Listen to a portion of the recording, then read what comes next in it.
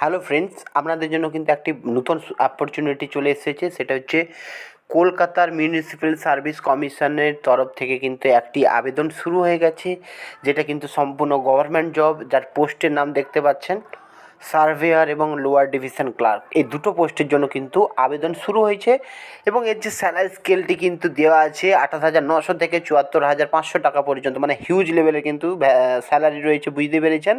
এবং কোয়ালিফিকেশান যেটা আমি দেখলাম, আপনারা কিছু পোস্ট আছে 10 এবং কিছু পোস্ট আছে 12 পাস থাকলে কিন্তু আবেদনটি করতে পারবেন।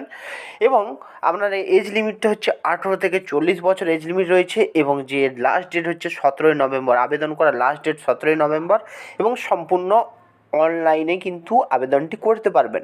পুরো ডিটেলসে ভিডিওটি কিন্তু আমি আমার যে চ্যানেল আছে কেরিয়ার পয়েন্ট, সেটাতে ভিডিও সেকশানে কিন্তু আমি দিয়েছি।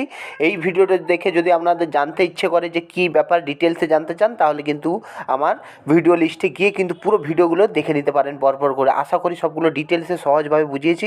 ভিডিওটি ভালো লাগলে ভিডিওটি লাইক করবেন, কমেন্ট করবেন এবং আমার পেজটিকে সাবস্ক্রাইব করবেন। ধন্যবাদ। ভালো